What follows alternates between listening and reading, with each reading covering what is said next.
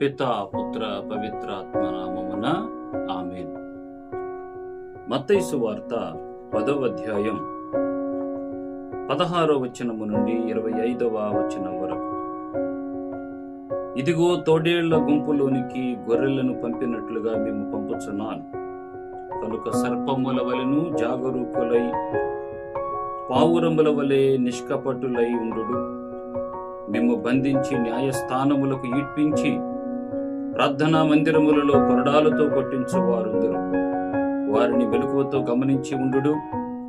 మీరు రాష్ట్ర పాలకుల చెంతకును రాజుల చెంతకును కొనిపోబడి నా నిమిత్తము అచటి వారి ఎదుటను అన్యుల ఎదుటను సాక్ష్యమొసగెదరు. మీరు న్యాయస్థానములకు అప్పగింపబడినప్పుడు ఎట్లు మాట్లాడవలయునో ఏమి చెప్పవలయునో అని కలత చెందకుడు. సమయోచితముగా చెప్పవలసినదెల్లా మీకు అప్పుడు అనుగ్రహింపబడును. మీరు మాట్లాడు మాటలు మీవి కావు, మీ తండ్రి ఆత్మయే మీ నోట మాట్లాడును. సోదరుడు తన సోదరుని, తండ్రి తన బిడ్డను మరణమునకు అప్పగింతురు. బిడ్డలు తల్లిదండ్రులను ఎదిరించి వారిని చంపించెదరు. నా నామము నిమిత్తము మేము ఎల్లరూ ద్వేషింతురు, కానీ చివరి వరకు సహించి నిలబడినటువంటి వాడే రక్షించబడును. మేము ఒక పట్టణమును హింసించినప్పుడల్లా వేరొక పట్టణముకు పారిపోవుడు.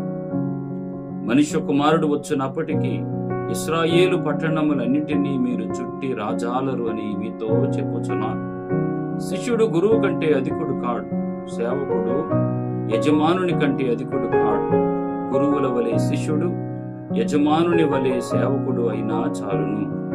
ఇంటి యజమానుడు బెల్జెబూల్ అని పిలువబడిన ఎడల అతని ఇంటి వారు ఎంత హీనముగా పిలువబడుదురో కదా.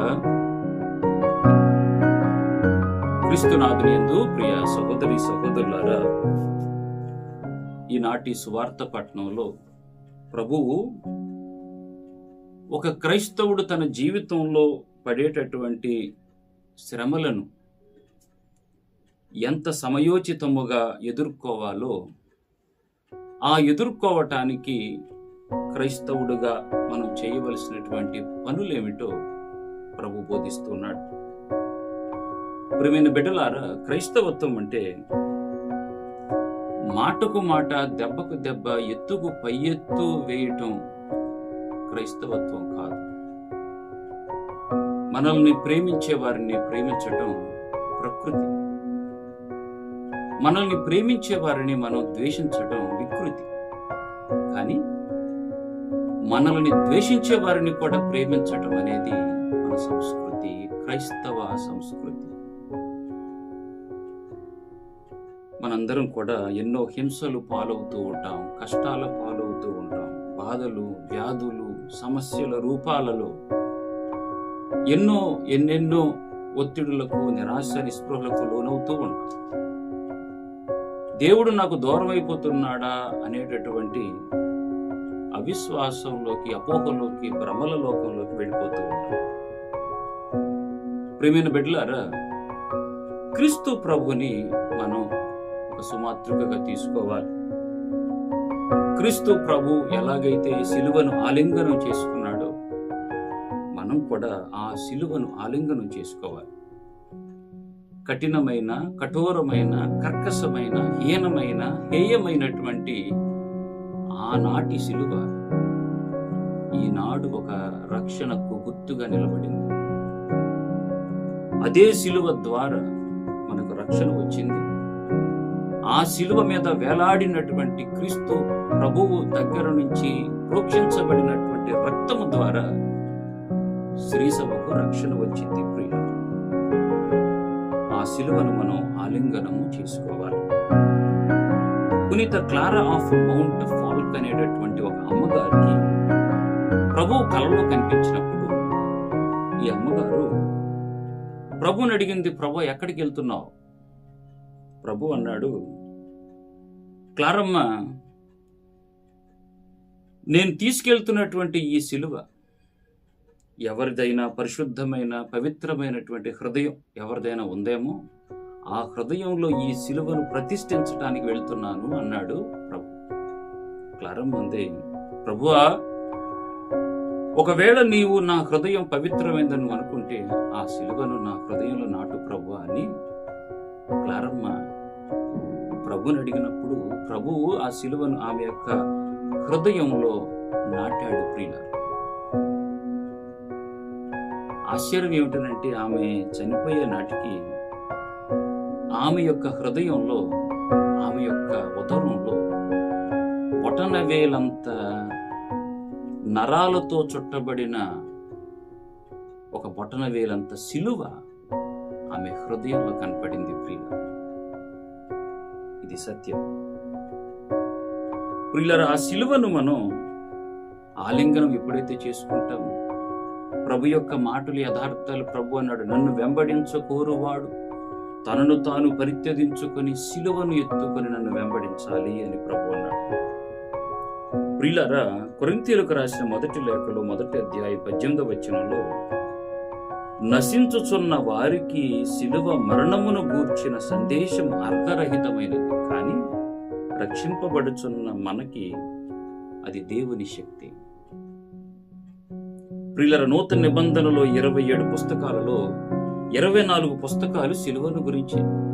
ఒక ఫిలోమోనుకు రాయబడిన లేఖ, యోహాను గారికి రాయబడిన 2వ లేఖ, యోహాను గారికి రాయబడిన 3వ లేఖ తప్ప మిగిలినవన్నీ కూడా సిలువను గురించి. ప్రియులారా, బడి పిల్లవాడికి పలకెంత అవసరము, కవికి కలం ఎంత అవసరము, రైతుకి నాగలి ఎంత అవసరము, వీరుడికి కత్తి ఎంత అవసరమో, సైనికుడికి తుపాకీ ఎంత అవసరమో, క్రైస్తవుడికి సిలువ అంతే అవసరం. ప్రియులారా, అటువంటి సిలువను మనందరం కూడా ఆలింగనం చేసుకోవాలి. మనకి హింసలు కలిగినప్పుడు, బాధలు కలిగినప్పుడు అటువంటి సిలువను, ఆ ప్రభువు యొక్క సిలువను మనం ఆలింగనము చేసుకోవాలి. ఈరోజు ప్రభువు సువార్త పట్టణంలో ఏమని చెప్తున్నాడనంటే, మత్తయి సువార్త 10వ అధ్యాయం 16వ వచనంలో, ఇదిగో తోడేళ్ల గుంపులోకి గొర్రెల వలె మేము పంపుచున్నాం. తోడేలు మధ్యలోకి గొర్రె పిల్లలుతుంది, మరణమే. జాగరూకులై ఉండమంటున్నాడు. ప్రార్థనా మందిరములలో కొరడాలతో కొట్టించబడుదురు, మెలకువతో ఉండండి అంటున్నాడు. మీరు న్యాయస్థానములకు అప్పగించబడినప్పుడు మీరు ఎట్లా మాట్లాడాలో కూడా, సమయోచితముగా ఏం మాట్లాడాలో నేను మీకు బోధిస్తాను. ఇంకా ముందుకెళ్తూ ప్రభు అన్నాడు, మీరు మాట్లాడే మాటలు మీవి కావు, నావి అంటున్నాడు. ప్రియుల, సంస్కృతంలో వాగ్గి సర్వస్య కారణం అనే ఒక నానుడు. మాట సమస్తానికి మూలము అంటాడు. దేవుని యొక్క మాట శిరోధార్యమైతే మనం బాగుంటాం. దేవుని మాట వింటే బాగుంటాం. ప్రియుల, దేవుని మాటను కాదని పక్కకి వెళ్ళిపోతే దాన్ని దైవ ధిక్కారం, పాపం అంటాం. దేవుని ఆజ్ఞను మేరటమే పాపం. దేవుని యొక్క ఆజ్ఞను మీరితే ఏం జరుగుతుంది? పాపం. సృష్టి ఆరంభంలో అవ్వ ఆదాములు పాపం చేస్తే 3 బంధాలు తెగిపోయాయి. ఏ బంధాలు తెగిపోయాయి అంటే, దేవునితో ఉన్నటువంటి సంబంధం పోయింది. ఆదికాండం 3వ అధ్యాయం 8వ వచనం, అడుగుల చప్పుడు విని చెట్టు చాటుకెళ్ళి దాక్కున్నారు.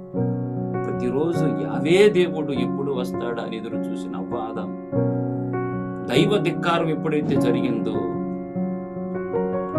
చెట్టు చాటుకు వెళ్ళి దాక్కున్నారు. దేవునితో ఉన్న సంబంధం తెగిపోయింది.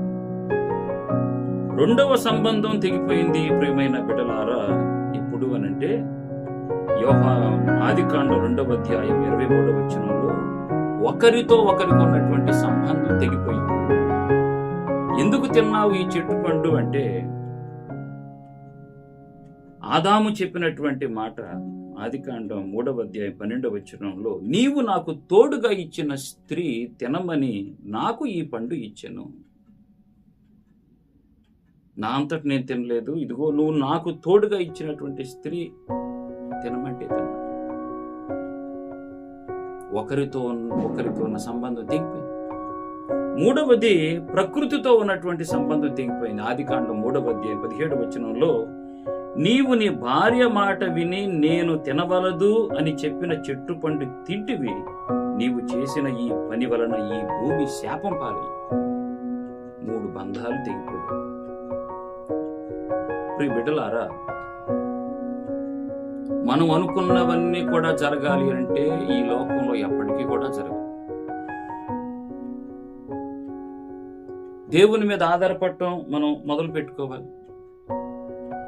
అంతా దైవ ఆశీర్వాదం అనుకుని ముందుకు వెళ్తే బాగుంటుంది. శ్రమలు, కష్టాలు, హింసలు వీటన్నింటిలో కూడా దేవుని యొక్క హస్తాన్ని చూడగలగాలి. ప్రియులారా, మనం అందరం కూడా వర్షపు చినుకుల వంటి వారు. సముద్రం నుంచి వర్షము ఆకాశం నుంచి బయలుదేరుతుంది. వర్షపు చినుకుల రూపంలో వర్షపు చినుకు వచ్చి నదిలో పడితే ఆ నది నీటిని తాగిన వాడి దప్పిక తీరుస్తుంది. అదే వర్షపు చినుకు మురికి నేలలో పడితే నిరుపయోగం. కానీ అదే వర్షపు చినుకు ఎండిపోయినటువంటి మొక్క దగ్గర పడితే ఆ చెట్టుకు జీవం పోస్తుంది. సముద్రంలో పడితే ఉప్పుగా మారిపోతుంది. తామరాకు మీద పడితే జారి పడిపోతుంది. కానీ అదే వర్షపు చినుకు ఆల్చిప్పలో పడితే కొన్ని నాళ్లకు ముత్యంలాగా మారిపోతుంది. ఎక్కడ పడుతున్నావు? ఎక్కడ ఉంటే నీ విలువ పెరుగుతుంది. ఒక కొడుకు తన తండ్రిని అడిగాడు, నాన్న, wear should I place my self? ఎక్కడ నిలబడాలి నాన్న ఈ సమాజంలో, ఈ లోకంలో అంటే తండ్రి కొడుక్కి ఒక డైమండ్ ఇచ్చి, అరే ఈ డైమండ్ తీసుకుని వెళ్ళి కూరగాయలు అమ్మేటటువంటి స్థలంలోకి వెళ్ళి నుంచోను, ఎవరైనా కొంటారేమో అడుగా. కొడుకు వెళ్ళి నిలబడ్డాడు. ఒకడు వచ్చి అన్నాడు, అయ్యా ఇది అమ్ముతావంటే అమ్ముతానన్నాడు. ఎంత ఇస్తావు అన్నాడు. 200 రూపాయలు ఇస్తానన్నాడు. కొడుకు వెంటనే తండ్రికి ఫోన్ చేసి, నాన్న 200 ఇస్తానంటున్నాడు, ఇచ్చేయమంటావా? వద్దొద్దు. ఇప్పుడు షాపింగ్ కాంప్లెక్స్లు, పెద్ద పెద్ద మాల్స్ ఉంటాయి కదా, అక్కడికి వెళ్ళి నిలబడు. ఒకడు వచ్చి అడిగాడు, అయ్యా ఇది అమ్ముతావా? అమ్ముతాను. ఎంత ఇస్తావు? 2000 ఇస్తాను. నాన్నకు ఫోన్ చేశాడు, నాన్న 2000 ఇస్తానంటాడు, ఇచ్చేయమంటావా? వద్దొద్దొద్దు. ఇప్పుడు నువ్వు డైమండ్స్ అమ్ముతారే ఆ షాపు దగ్గరికి వెళ్ళి నిలబడు. అక్కడికి వెళ్ళి నిలబడ్డాడు. అయ్యా అమ్ముతావా? అమ్ముతాను. ఎంత ఇస్తావు? 2 లక్షలు ఇస్తానని. నాన్న వాడు 200 ఇస్తానన్నాడు, ఇంకొకడు 2000 ఇస్తానన్నాడు, వీడు 2 లక్షలు ఇస్తానన్నాడు, ఇచ్చేయమంటావా? ఇచ్చేయి అన్నాడు. ఇంటికి వచ్చి తండ్రిని అడిగాడు, నాన్న ఒకడేమో ఇదే డైమండ్కి 200 ఇస్తానన్నాడు, ఒకడు 2000 ఇస్తానాడు, ఇంకొకడేమో 2 లక్షలు ఇచ్చారంటున్నాడు. డైమండ్ మారలేదు కదా నాన్న. అప్పుడు చెప్పాడు, నాన్న ఇదే ప్లేసింగ్ యువర్ సెల్ఫ్. ఎక్కడ నిలబడితే నీ విలువ పెరుగుతుందో అక్కడ నిలబడాలి. ప్రియ బిడ్డలారు, మనం వాటర్ బాటిల్, మంచినీళ్ళు, ఆ ఒక వాటర్ బాటిల్ నీరు మనం 20 రూపాయలు కొట్టు. అదే వాటర్ బాటిల్ నీరు తీసేసి పాలు పోయండి, దాని రేట్ ఎంత?